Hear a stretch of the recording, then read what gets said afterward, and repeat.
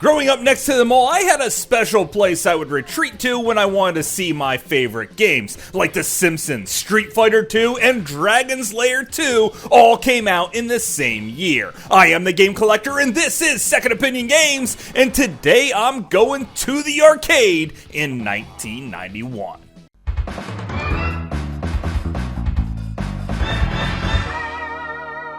Second Opinion Games. Beat-em-ups were probably the biggest style of arcade games at the time, and Blade Master is a lesser-known one of them. You would know whether or not you had this game in your local arcade because every time someone started a new game, you would hear a blood-curdling scream from the girl that gets kidnapped. And then you would choose your characters between a small, fast character, which is easily maneuverable around the screen, and slicing people down like ease, and then a big hulk of a beast who moves really slow but is super powerful. However, this is a trap, because if you pick the really powerful guy, he is going to move so slow you are going to reach a game over in record time. So don't pick that big guy, instead pick this small fast dude. You'll be maneuvering around characters, beating up at people just as fast as the big guy, believe it or not, taking down huge bosses as well. Now in this game, the main sticking point for me was seeing all of the great monsters that you fight along the way. It seems like it always tries to throw new monsters at you, and it just seems like no one really played this game very much because there was never a line for it, unlike some of the other arcade games at the time like The Simpsons. It's sad that this one just became so forgotten about. What wasn't as forgotten about was Captain America and the Avengers! Yes, you got to see Vision in all of his glory. Everyone thought that he looked stupid and walked stupid and was stupid, and you know what? They were kind of right. I am so happy that Marvel decided to redesign the character instead of modeling after this video game. Also, Hawkeye looks ridiculous. It looks like something out of the X-Men, just like the giant robot that you fight. Tell me this doesn't look like a Sentinel here. Matter of fact, in the arcade, everyone would always say that this was the Sentinel boss and not the giant robot like it was. No, everyone played as Captain America himself, even if it was kind of ridiculous to pick up soda cans and throw them at your enemies instead of your shield itself. I know he does actually throw his shield, and it's pretty darn awesome, but Iron Man was truly the one for me with his epic laser blasts, and he's in a big metal Iron Man suit. That is super cool. The comic books also did not disappoint at the time, and this especially had some type of deep comic book feel to it that just got me right in my bones. This is definitely one I will never forget, just like these unforgettable characters. Just like the unforgettable characters in WWF WrestleFest, with Mr. Perfect, the Big Boss Man, the Ultimate Warrior, Hulk Hogan, Legion of Doom, Demolition, Jake the Snake, and Sergeant Slaughter, and more, like the $1 Million Man, Ted DiBiase. I mean, he's got tons of money. He doesn't need to fight. Why is he even in the ring? You can choose between having a tag team match, which is darn fun in its own right. You can usually clean up the first act in no time, pushing your way through the game. But each time you clear a level, your energy does not regenerate. This is how the game really gets you, forcing you to keep on punching quarters into that machine to refill that health bar so you could get to the final showdown in this ultimate tag team match with the Legion of Doom themselves. If you manage to do so, well, then you'll probably be out $5. But there's also another mode here, the Royal Rumble, which just has tons of characters in the arena at once, fighting to survive. This mode only costs you about $2 to beat it, and if you have the right amount of coins, well then you could definitely do so. Don't think you're gonna leave this ring without having your pockets picked, because even though this seems like just a 2-button beat-em-up game, it has a surprisingly deep move list and will definitely have you bashing those buttons just as fast as humanly possible. This just might be a beat-em-up at its roots, but it is definitely one I will never forget, and it definitely screams early 90s. The early 90s also had tons of toot, and this is the year that Turtles in Time came out. Our favorite Teenage Mutant Ninja Turtles in a 4-player action beat-em-up arcade machine. There was always a line at this one. This time the Turtles are much more maneuverable, and they're trying to get back the Statue of Liberty that Shredder stole. It's not like you could easily sell that thing. Why the heck would you even steal it? And it's not like you could hide it easily too. You think something other than the Turtles who could have possibly got this back. It's also weird how Shredder just sort of shows up and sends the Turtles back in time, not with like a ray gun or anything, but just the power of telepathy. I don't think that's how time travel works, if it even works at all. And then you're going to have a blast fighting your way back to the present, because everyone knows the way to time travel into the future is by beating up huge bosses. So just don't send the bosses back to them, and they'll be stuck there. And before you know it, they'll be fighting their way through the Wild West on a train level. These Turtles and their classic trains and Wild West themes. This is something that kind of blew me away at the time, because I love me a good train level, and I love me a good Western video game. And few games screamed Wild West more than Sunset Riders. Playing as Billy, Steve, or the Pink Sombrero Man, no matter how you cut it, you're gonna have a great time here. Stepping on a pitchfork, getting hit in the face was kinda cool, but not nearly as cool as picking up sticks of dynamite and throwing them back at the other people on the screen with those massive explosions. One of the most memorable things here is all of the voice sampling that was done. Like, bury me with my money, and the different accents the characters had. Also, what was prevalent, it was all of the different dancing girls and girls that you sort of make out with for the different power-ups as you play through the game. That was always amazing to me, and of course these guys were all studs. Also, the control here was spot on perfect, meaning that if you were really good at this game, it would only cost you a couple dollars from start to finish. The graphics were always colorful, and this game is just truly one of the most fun arcade games to ever exist. It's probably why I kept going back to it, and then I especially picked it up for both the Super Nintendo and the Sega Genesis when it came to my home consoles of choice, and I didn't regret it at all. Sunset Riders is one of the best games of the early 90s, and especially in 1991. But I didn't have my fill of cowboy games with just this one, not by a long shot.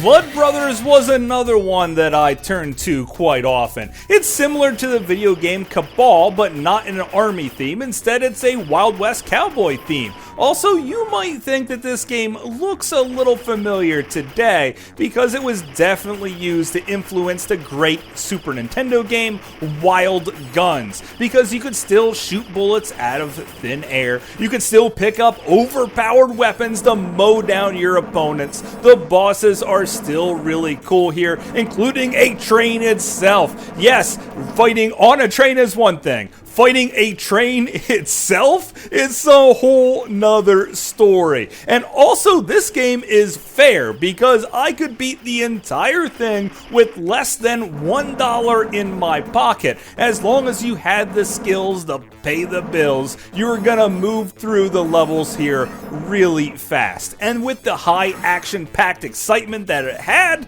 well, your heart will be pumping the entire time. Also, you can just dive out of the way if bullets are getting too close for comfort. And this is truly one of the best gallery shooters that ever existed. And I know a thing or two about gallery shooters. I did a whole separate video on that altogether. So I want to turn to another game that I could beat with almost no money in my pocket.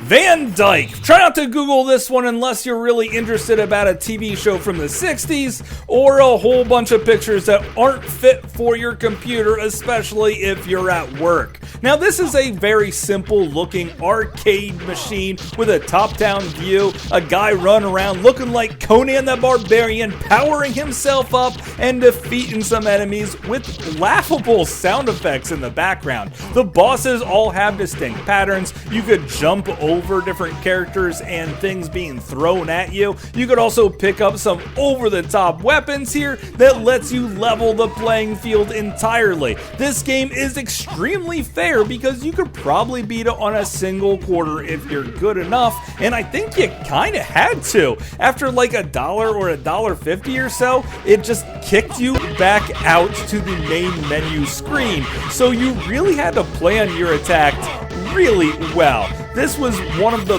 better arcade cabinets if you only had a little bit of change rolling around in your pockets, and this overhead view just wasn't used too often. But when it was used, it was done really well. And I really am a bit of a cheapskate, so I would turn to this one often, unlike one of the other arcade cabinets that I had to turn to.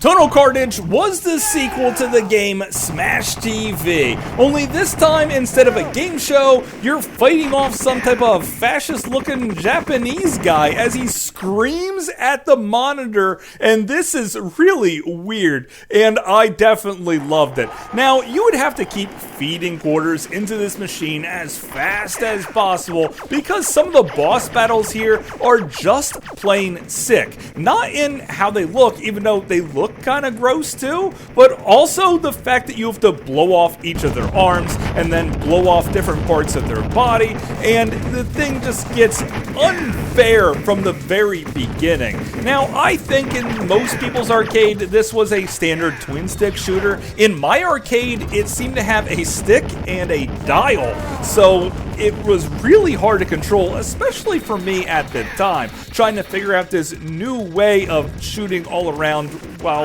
spinning the dial. This was really hard. So on top of it, the game itself is already super difficult, and I gotta say, it's one of the most bloody, violent games I think I ever played as well. This really pushed the censors before Mortal Kombat even came out, with its gore and seeing your ribcage exposed as you fly up into the air. Tell me that isn't disgusting. This wasn't in too many arcades, probably because of all of the disgusting blood and imagery going on here, even if it was a total cash crop. It definitely pushed the arcade experience into new levels, just like the game Starblade. Graphically, this was the most impressive game I've seen up until this point. It was a giant sit-down cabinet that made you feel like you were in the cockpit of a real spaceship fighter. When it jumps to warp speed and you go at the speed of light, you actually felt it right in your bones. I'm sorry about the footage here. I couldn't actually get the game up and working for me to play, so most of it is just kind of bad looking, but I'm telling you, this was a thrilling experience. You had a TIE fighter type of controller going on, and also it projected it onto like a giant curved mirror from above you, so I always thought that that was tremendously awesome too. Unfortunately, this was like almost $1 to play, and a lot of people just didn't have that kind of money hanging around back then, so it didn't stay in our arcade very long, but it was definitely something you treat yourself to because it was just amazing. From the start of the game, you get this full-fledged, fleshed out story that really pushes you forward, and oh my god, just trying to find this arcade machine today is something that I really want to do because I cannot wait to go back to it. It was extremely innovative at the time, just like Avenging Spirit. Now, this doesn't look like a game that really pushed the arcades to new levels here, and looks can be deceiving. Even though this seems like a standard action platformer with alright graphics and somewhat good sound effects, the music here seems to be on like a 4-second loop, so you know that wasn't something that pushed it apart. What really did the trick for me is the fact that you play as a ghost and you possess different characters characters as you play through the game, each one with their own strengths and weaknesses, giving you a lot of options to play the game itself. Now, you can just run around in your little ghosty body trying to finish the level as a ghost itself, but you have a boss battle to contend with, and you need to be in corporeal form at the bosses at the very least, because that's the form you're going to stay with the entire boss battle. So you might as well pick Alucard Jr. here, flashing this freaking dinosaur snake thing. That's kind of funny. Also, the sense of humor here seems to be on point. Whoever you pick to possess seems to have a lot of weird stuff going on.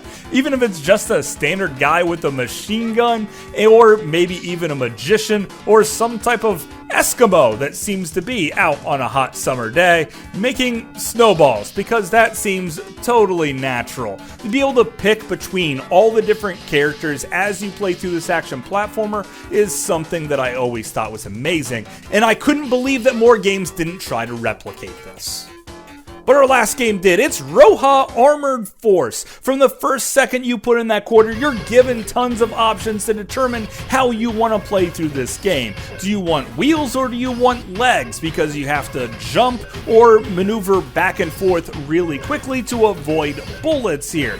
Do you want Vulcan cannons for a nice spread shot, or do you want lasers for the power? Also, every time you put in a quarter to continue, you could try out different forms of your mech or tank-like thing. And another cool thing about this horizontal shooter is even though you're on maybe like a single plane, sometimes you could drive up walls and continuously shoot, giving you the full functioning maneuverability of other shooters at the time. Now, all of this going on at once wouldn't be enough to make it one of the best video games I ever played. But when all of your health decreases and your tank blows up, then your little man is running out Blaster Master style, still trying to hang on to survive. And then you'll die and continue again in your behemoth of a tank. You also have a special action button that will unleash a massive charge attack depending on which level of charge you actually had going on here, and you're gonna need to use it often. You could also pick up some other Space Marines like Halo style riding in the side by side with the Warthog with you, and they're gonna be co-gunners on your giant mech, but if you get hit, they're gonna fly off and you're gonna have to collect them all over again. Between all of the different ways that you have to play through this horizontal shooter, it is definitely one of the best to ever be made, and it still holds up as one of the best shooters of all times. Man, it was great to be a gamer in 1991, especially in the arcades. But of course, that's just my opinion. Thanks for watching.